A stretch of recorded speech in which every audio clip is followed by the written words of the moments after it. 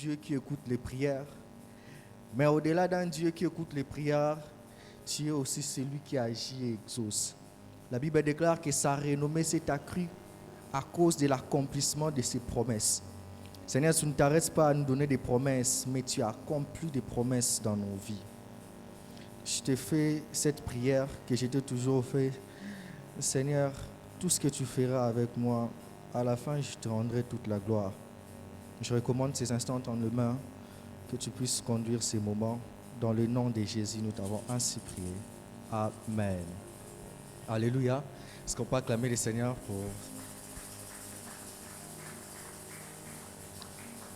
Gloire à Dieu. Bonjour à tous. Je vous salue au nom du Seigneur Jésus. Est-ce que vous pouvez m'aider à saluer votre voisin et votre voisine avec un gentil mot? On ne sait pas comment est-ce que la nuit s'est passée, alors rien que ton bonjour peut faire du bien dans sa vie. Alléluia. Ok. Que l'honneur revient à notre Seigneur et Sauveur. Nous disons merci à notre pasteur pour la marque de confiance de nous placer ce matin pour ce programme. Et j'en profite aussi pour dire merci à tout un chacun de nous qui s'est déplacé pour venir écouter la parole.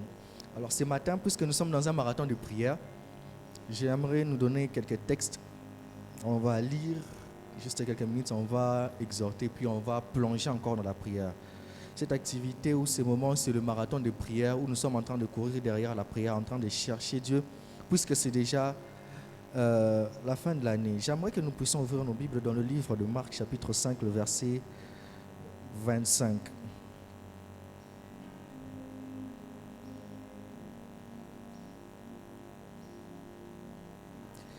Marc, chapitre 5, si on peut commencer vers le verset 22 pour avoir un peu la compréhension. La Bible déclare ceci. Alors vint un chef de la synagogue nommé Jairus, qui l'ayant aperçu se jeta à ses pieds et lui adressa cette instante prière. Ma fille est à l'extrémité. Viens, impose-lui la main, afin qu'elle soit sauvée et qu'elle vive. Jésus s'en alla avec lui, et une grande foule les suivait et les pressait. Or, il y avait une femme atteinte d'une perte de sang depuis 12 ans. Elle avait beaucoup souffert entre les mains de plusieurs médecins. Elle avait dépensé tout ce qu'elle possédait et elle n'avait éprouvé aucun soulagement. Mais elle était allée plutôt en empirant. Ayant entendu parler de Jésus, elle a entendu parler de Jésus, elle vint dans la foule par derrière et toucha son vêtement, car elle disait, si je puis seulement toucher le vêtement, je serai guérie. Au même instant, la perte de sang s'arrêta et elle sentit dans son corps qu'elle était guérie de son mal. Jésus connut aussitôt en lui-même qu'une force était sortie de lui et se retourna au milieu de la foule. Il dit, qui a touché mes vêtements? Ses disciples lui dirent, tu vois la foule qui se presse et tu dis, qui m'a touché? Et il regardait autour de lui pour voir celle qui avait fait cela. La femme effrayée et tremblante, se jetant et la femme tremblante et qui s'était passée, elle vint se jeter aux pieds et lui dit toute la vérité. Mais Jésus lui dit, ma fille, ta foi t'a sauvée, va en paix et sois guérie de ton mal. Alléluia. Alors pour ceux qui écrivent, j'aimerais que vous preniez, on ne va pas lire ça, Matthieu chapitre 9, le verset 20 à 22.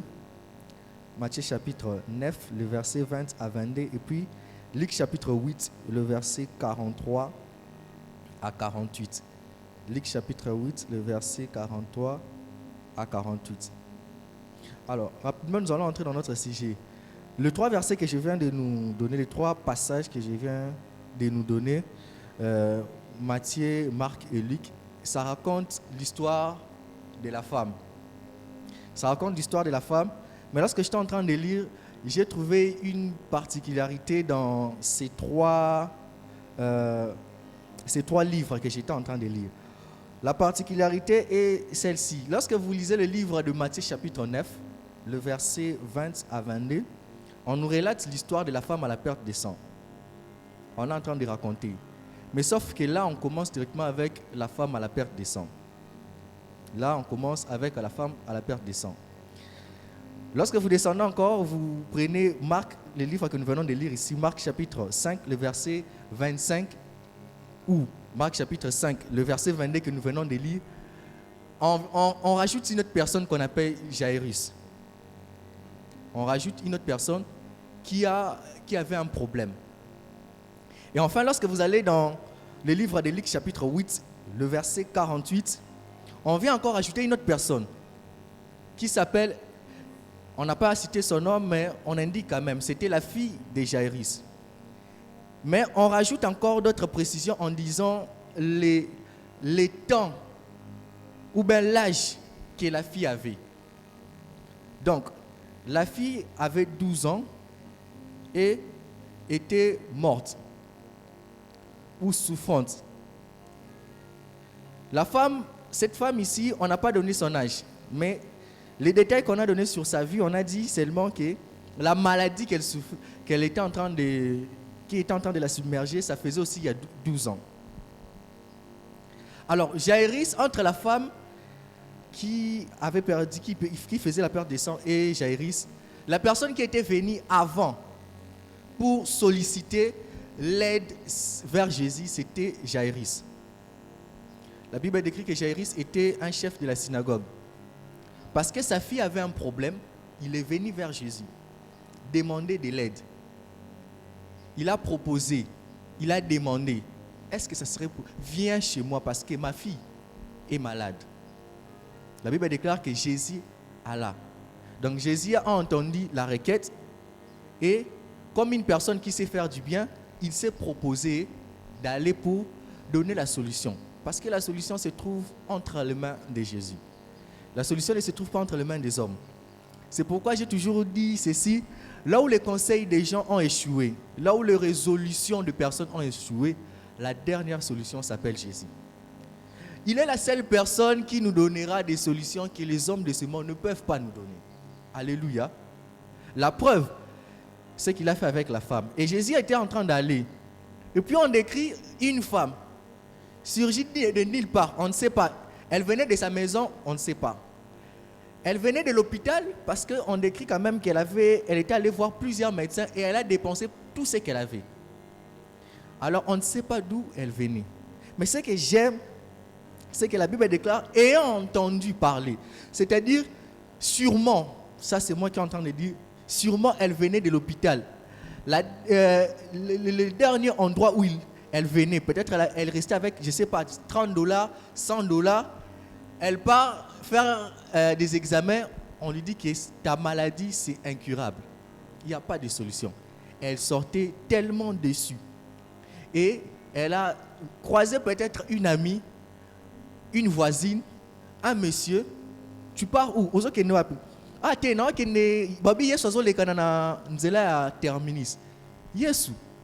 Sûrement, ce n'était pas la première fois qu'elle entend parler de Jésus. J'ai commencé déjà en vous disant que la Bible déclare que la renommée de Jésus s'est accrue à cause de l'accomplissement de ses promesses. C'est-à-dire, le moyen le plus efficace que Jésus peut faire, sa propre marketing, c'est d'accomplir tout ce qu'il promet dans nos vies. Alors, ayant entendu parler de cela, de Jésus, elle s'est dit, je viens des endroits où je pouvais trouver de la solution, mais je n'ai pas trouvé la solution.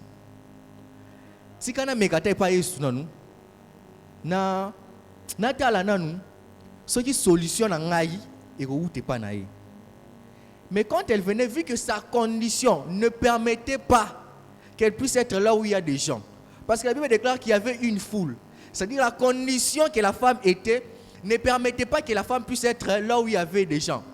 Sûrement on pouvait les lapider. Je me dis, peut-être elle s'était couverte parce qu'il y avait des gens de son quartier qui pouvaient la remarquer. Ami fini qui. Si quoi, à Betty Boul, qui est d'ici, Pepe Bazawana. Sûrement, il y a sur la malade qui est là, qui n'a moins foulard, écharpe, tous zambala, les autres, n'a mon pépé, les autres tambola. Alors elle s'est dit, si je touche le corps de Jésus, Les disciples peuvent me voir. Et là, directement, vu que j'ai la voile, ils peuvent ôter ma voile et puis remarquer que cette femme ne peut pas être parmi des personnes. Et il y a des histoires qui pouvaient se faire. Alors, elle se dit ceci. Si Jésus peut guérir, à combien plus forte raison l'habit qu'il porte? Alors, j'aime ce que cette femme a fait. Cette femme a exercé la foi. Cette femme s'est dit, je ne toucherai pas le corps de Jésus. Je ne toucherai pas sa main. Mais je vais toucher juste son habit. Je crois que l'habit de Jésus peut me donner la solution que le médecin ne peut pas me donner.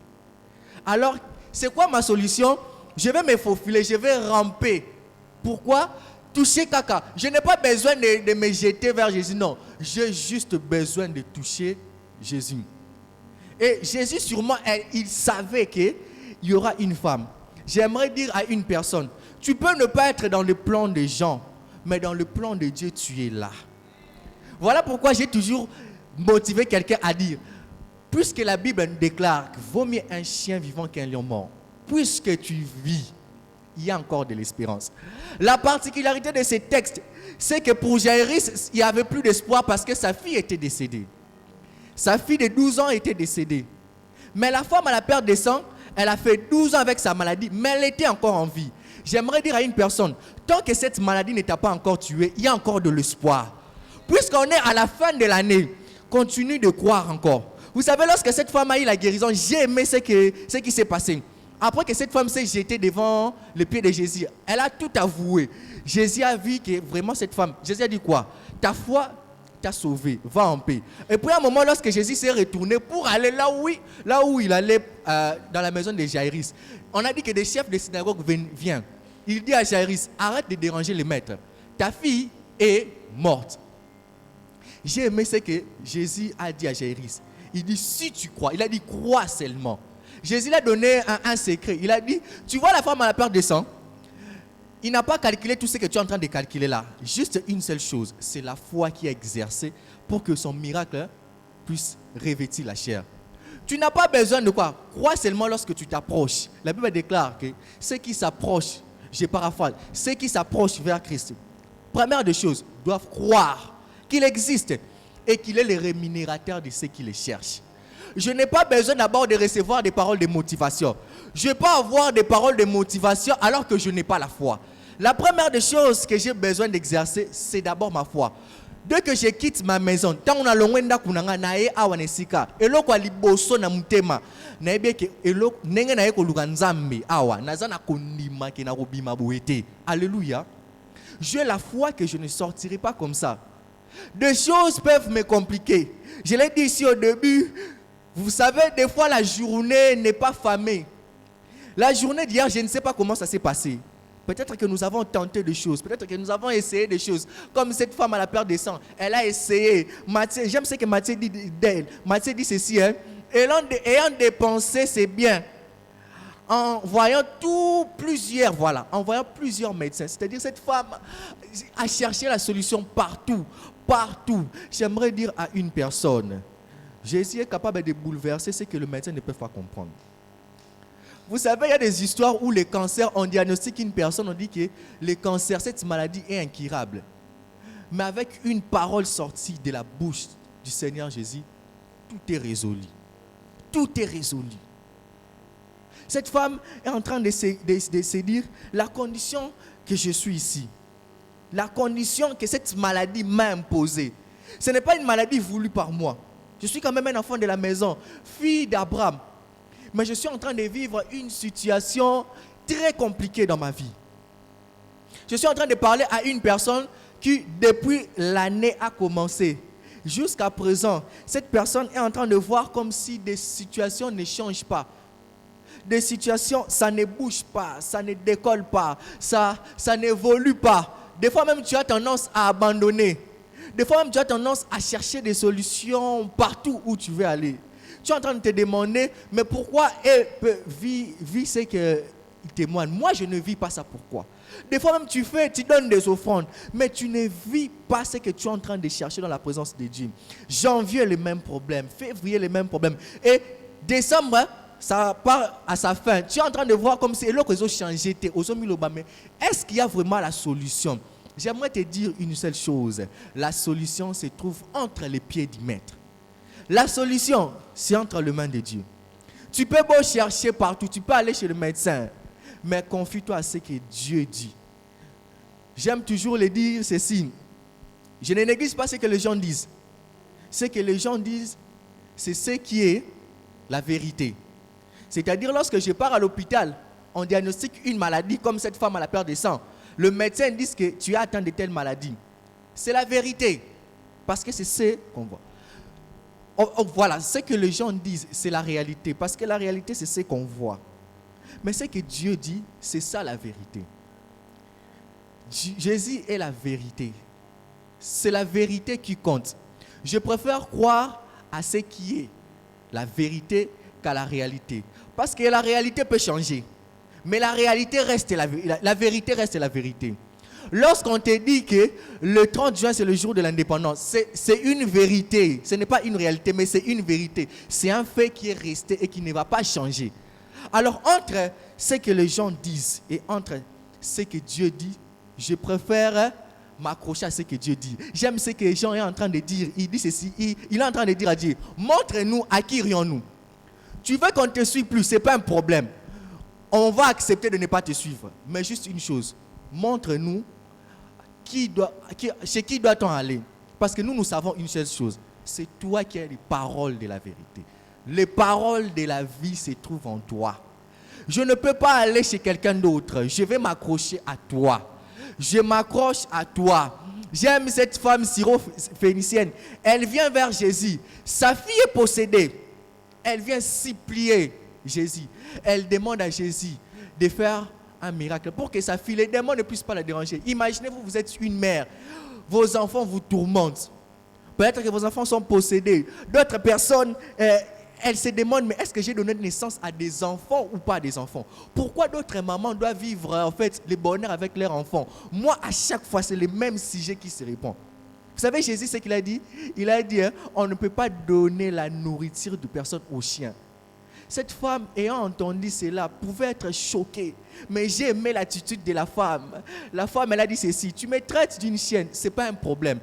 Elle a dit ceci, même les chiens ont droit à des petits morceaux. Si je suis une chienne, ce n'est pas un problème. Donne-moi au moins ce qu'il me dit.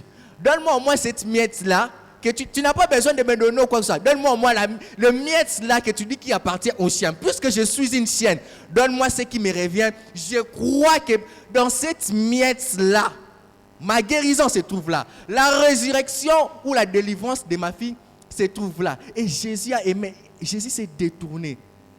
Il a regardé la qualité de la femme. La foi qu'il y avait sur cette femme. La Bible déclare au même moment, là où sa fille était, les démons ont libéré le corps. Je ne sais pas par quelle situation que tu es en train de passer. J'aimerais dire à une personne, reviens au pied de Jésus. Reviens au pied de Jésus. Nous avons des témoignages. Nous avons des témoignages de ce que Dieu est capable de faire. La Bible déclare que rien n'est impossible à Dieu. Tout est possible à celui qui croit. Tant que tu crois, qu'il pleuve, qu'il neige, une seule chose, puisque je garde ma foi, je sais que mon Rédempteur est vivant. Il se lèvera les derniers. Le bien avec Dieu, c'est quoi?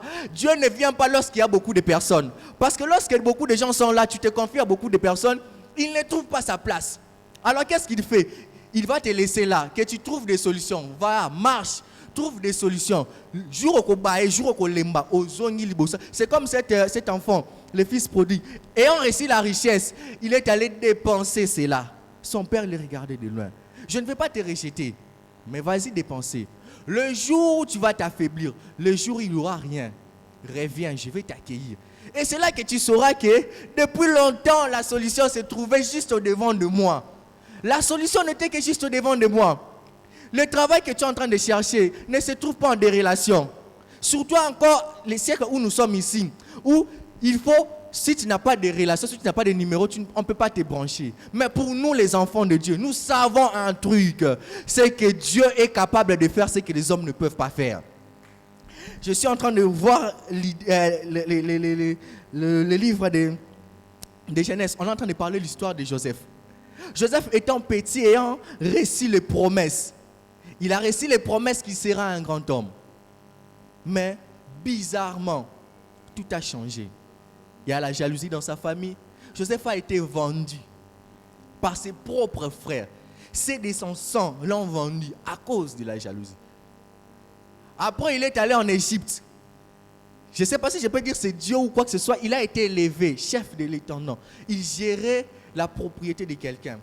Sûrement, Joseph était en train de se dire, ok, je suis quand même une personne ici. Je donne des ordres sur d'autres personnes, je suis quand même là. Et le Seigneur l'a dit, ce n'est pas ici que je te vois. Et Dieu a créé un problème. On a menti pour Joseph. Joseph est allé en prison. Il se retrouve en prison avec des prisonniers. Et vous savez, des fois dans la vie, il arrive quelque chose où des gens viennent trouver la solution chez toi, mais toi-même, tu n'as pas de solution.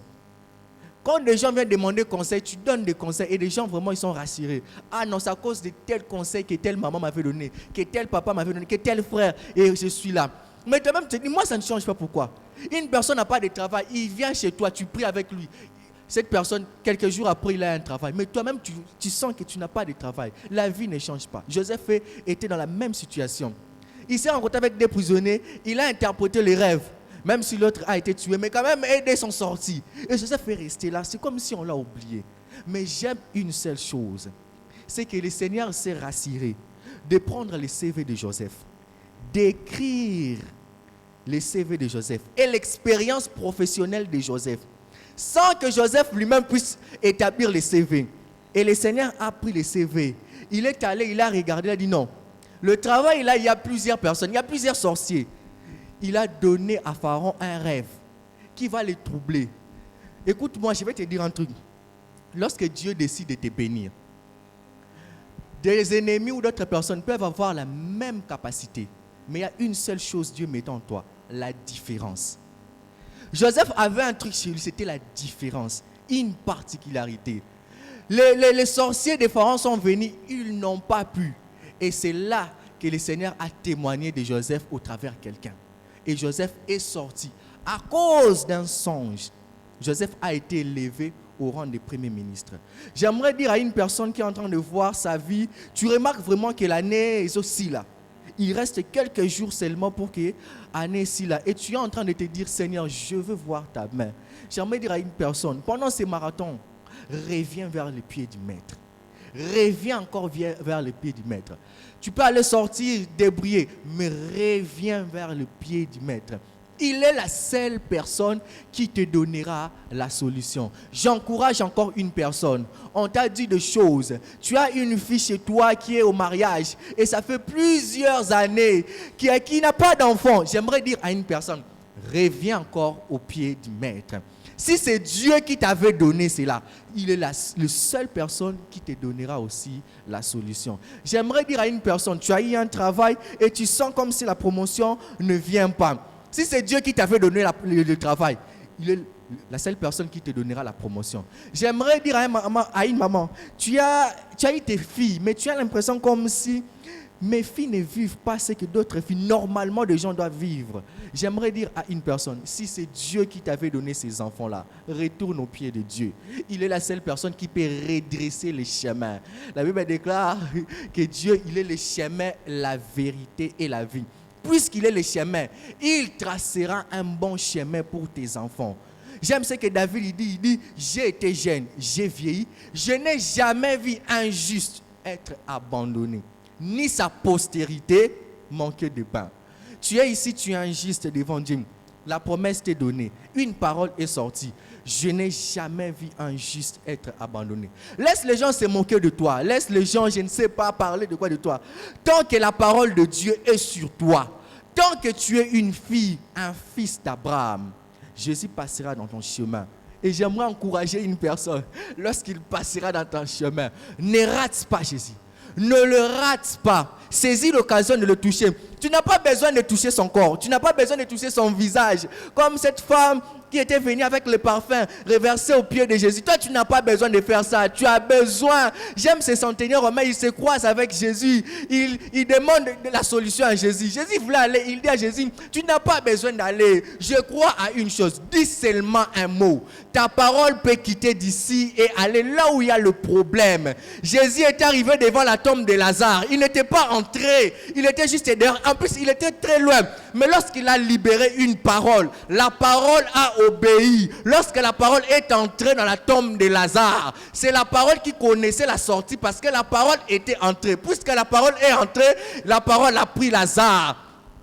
Vous savez, lorsque nous lisons l'histoire de Lazare, j'étais en train de lire l'histoire de Lazare, j'étais en train de me demander qui avait... en fait, Jésus, lorsqu'il se tient devant, on lui parle de la solution. Il élève sa voix. Il dit à Lazare, Lazare, sors.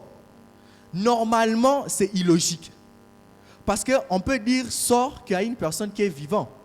Mais une personne qui est morte, comment tu peux encore élever ta voix pour dire sors? C'est incorrect. Mais Jésus savait, là où c'est la mort, là où les gens pensent que c'est la mort, c'est là que la vie entre. Il y a une parole dans la Bible, on dit ceci, l'esprit est disposé, mais la chair est faible. Moi, j'ai compris ça d'une autre manière. C'est lorsque la chair devient faible que c'est là que l'esprit veut commencer son travail. Alors que tu es en train de prier, tu sens que tu commences à t'affaiblir. J'aimerais te dire, c'est même le bon moment que l'esprit veut commencer à agir en toi. Souvent, nous sommes insensibles. Cette femme était sensible à une chose.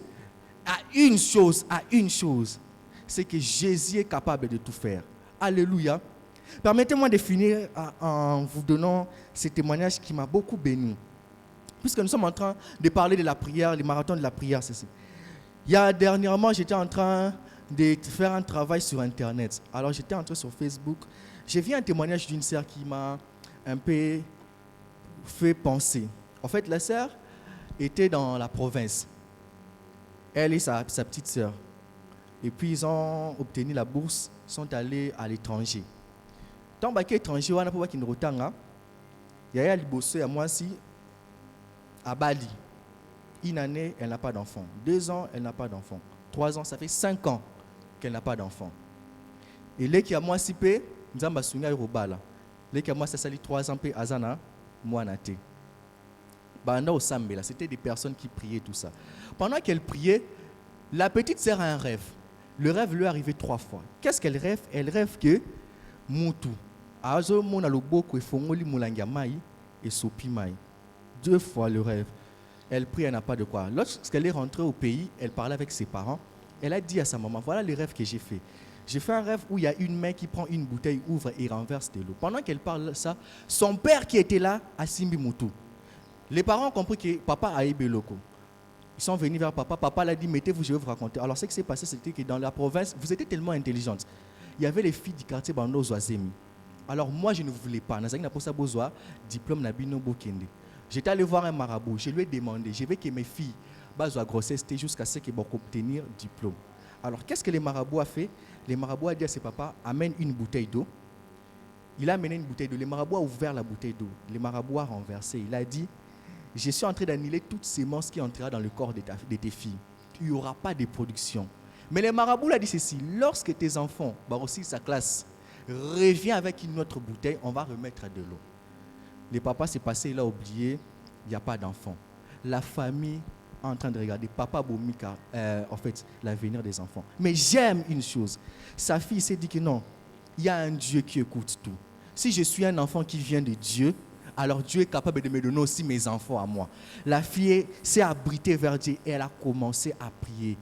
Et aujourd'hui, et sa sœur aînée et elle ont des enfants. Je ne sais pas quelle situation par laquelle tu es en train de passer. J'aimerais dire que tout est possible à celui qui croit. Et la solution se trouve entre les mains de Dieu. Est-ce que tu peux t'élever? Nous allons passer un moment dans la prière. Tu as cherché des solutions comme cette femme. Tu n'as pas trouvé de solutions. Ce matin, j'aimerais que tu cries à Dieu. Ce matin, j'aimerais que tu élèves ta voix. Tu cries à Dieu.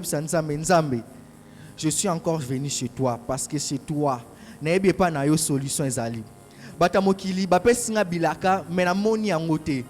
Ils m'ont promis des choses, je n'ai pas encore vu ça. Et je ne le vois même pas. Mais je crois à une seule chose. Ta promesse, ta parole. C'est ce que je saisis dans mon cœur parce que je crois que ma solution se trouve en toi. Est-ce qu'il y a quelqu'un qui peut lever sa voix? Il y a quelqu'un qui peut lever sa voix. Alors que tu vois l'année en train d'aller à la fin, tu es en train de dire, mais est-ce que ça peut changer? Est-ce que ça peut changer? Il y a une personne qui est en train de prier à ce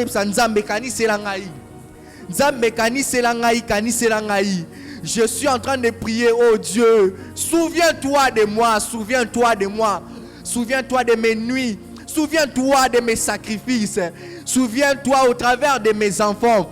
Seigneur, rappelle-toi que ces jours-là, lorsque tout le monde n'était pas là, j'étais encore là, oh Dieu. Lorsque je n'avais que le peu là, je le donnais chez toi, parce que je savais et je crois. Est-ce qu'il y a une personne qui peut commencer à élever sa voix? Dans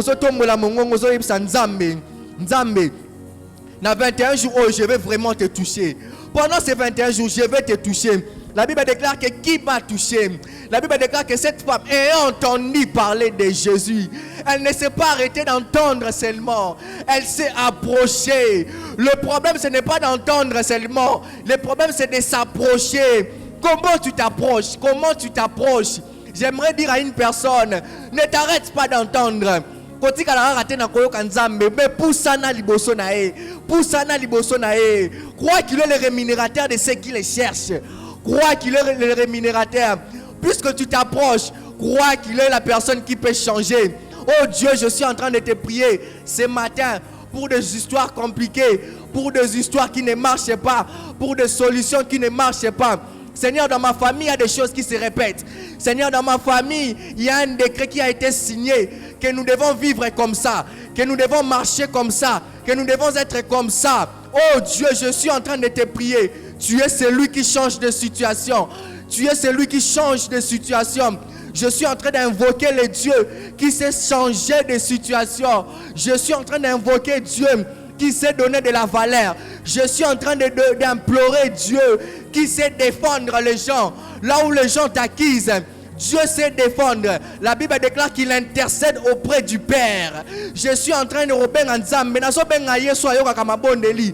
Bible lobi ete ya yoka kama bondeli. Biso ba oto ye kolukae. Nous sommes venus vers toi, Jésus. Nous ne sommes pas venus vers les hommes. C'est vers toi que nous sommes venus. La solution de notre vie se trouve entre tes mains. J'aimerais dire à une personne, le problème par lequel tu es en train de traverser, la solution n'est que vers Jésus. J'aimerais dire à une personne, puisque tu te rapproches, Dieu, je te prie d'exaucer la prière. Je te prie d'exaucer la prière. Je te prie d'exaucer la prière. Nous sommes à la fin de l'année. Je veux voir ta main. Je veux voir ta main. Je veux voir ta main. Je veux voir ta main. Je veux voir ta main. Je veux voir ta main. Je veux voir ta main. Je suis en train de prier dans le nom de Jésus. Dans le nom puissant de Jésus. Dans le nom de Jésus. Bien-aimé, tu vas élever ta voix. J'aimerais que nous nous levons. Nous allons prier. Nous allons prier. Ben me torobone la ozo ebisa nzambe, ozo beta maboko, ozo ebisa nzambe. Nazo anile maloba nyonso baloba likolo ya vie nanga. Maloba nyonso baloba likolo ya famille nanga. Toutes les paroles qui pèsent sur moi et qui me retiennent au même niveau, qui retiennent mes enfants, ma famille. Ce matin, je suis en train d'annihiler cela. J'aimerais dire à une personne, commence avec la prière. Commence avec la prière. Commence ta journée avec la prière. Les paroles qui ont été dégagées pendant que tu dormais, tu ne sais pas quelles sont ces personnes qui se sont levées. Je suis en train de prier, oh Dieu. Je suis en train de prier. La Bible déclare que la vie et la mort sont au pouvoir de la langue.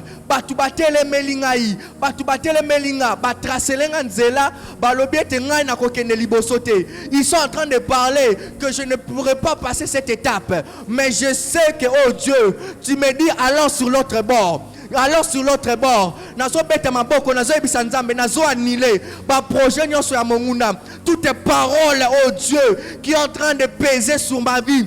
Toutes tes paroles, oh Dieu, ils disent que je n'aurai pas d'enfant. Ils disent que je n'aurai pas un mariage glorieux. Dans le nom de Jésus, tu es le Dieu qui pourvoit. Au nom de Jésus, la Bible déclare, Dieu agit au-delà de ce que nous pensons et demandons. Puisque nous sommes en train de demander à Dieu, ce matin, oh Dieu, Je suis en train d'annuler les paroles qui pèsent sur nos vies. Dans le nom de Jésus, dans le nom de Jésus, il n'y aura plus de femmes stériles, il n'y aura plus de celles qui avortent. Oh Dieu, je suis en train de prier pour ma sœur, je suis en train de prier pour cette personne, venir chercher la maternité, ou cette personne qui est en train de prier pour sa sœur, son frère, qui n'a pas d'enfant, oh Dieu, dans le nom de Jésus. La Bible déclare que l'or et l'argent appartiennent à notre Dieu. Au nom de Jésus, je suis en train de prier. Je suis en train de prier pour ce travail qui a été bloqué par les mains des hommes. Au nom de Jésus, je débloque cela au nom de Jésus. Seigneur, je suis en train de fermer toutes les portes qui ont été ouvertes dans nos vies injustement. Le mauvais témoignage de gens, dans le nom de Jésus. Défends-nous là où les gens ne peuvent pas nous défendre. Oh Dieu, viens à notre secours. Nous t'appelons, oh Dieu. Tu es celui qui écoute les prières. Dans le nom de Jésus, tu es celui qui écoute les prières. Tu es celui qui écoute les prières. Tu es celui qui écoute les prières. Tu es celui qui écoute les prières. Tu es celui qui écoute les prières. Bien-aimés, nous allons prier. La Bible déclare ceci: je te donne la clé de la vie. Ce que tu lieras sur la terre sera lié aussi au ciel. Ce que tu délieras sera aussi délié. En d'autres termes, ce que tu vas approuver, Dieu aussi l'approuve. Tu vas te lever.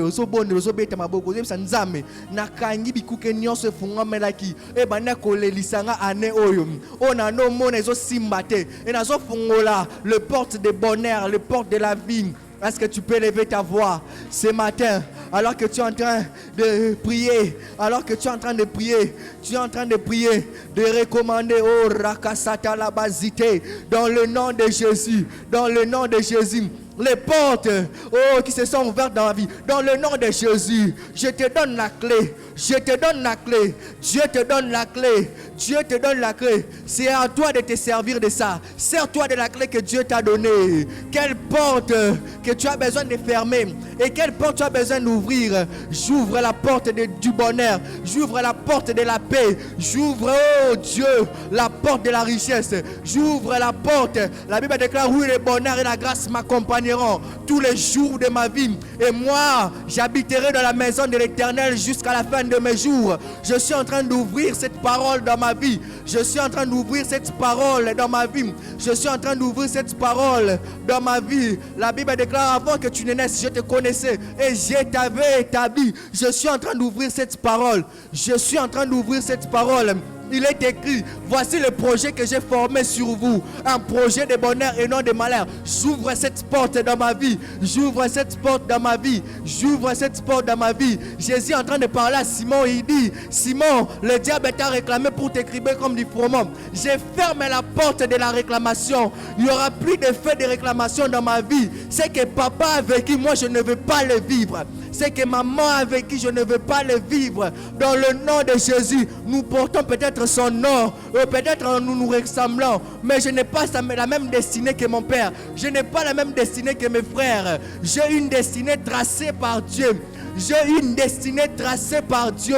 Oh, la destinée que Dieu m'a donnée, c'est une destinée glorieuse. Si les autres ont pleuré pour les mêmes problèmes, je ne pleurerai plus pour les mêmes problèmes. Seigneur, fais-moi grâce au nom de Jésus. Dans le nom de Jésus. Bien-aimé, tu vas remercier le Seigneur pour ces moments.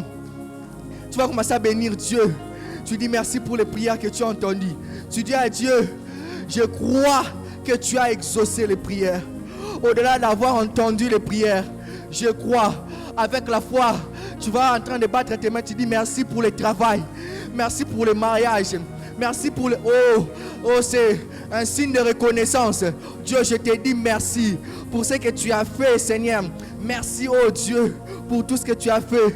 À la fin, comme je l'ai dit, nous te rendons grâce. Nous viendrons témoigner ici. Que Dieu a exaucé. Dans le nom de Jésus. Au nom de Jésus. Seigneur, je lève ma main ce matin. Je suis en train de prier pour nous tous. Je suis en train de prier. Je ne connais personne qui est venu vers toi et rentré tel qu'il est venu. Seigneur, je sais que tu sais rémunérer tout celui qui te cherche. Seigneur, je lis dans ta parole, du début à la fin, je n'ai jamais vu là où tu as été ingrat. J'aime ce que tu es en train de dire. Tu dis, s'il n'y avait pas de demeure dans la maison de mon Père, je n'allais pas vous dire de me chercher. C'est-à-dire, si tu nous dis de te chercher pendant ces marathons, c'est que tu sais qu'il y a une promesse dans la vie de tout un chacun. Ma prière ce matin est que tu exauces toutes les prophéties libérées dans notre vie depuis le début de l'année. Ma prière, Seigneur, ce matin est que tu exauces les promesses faites à une personne.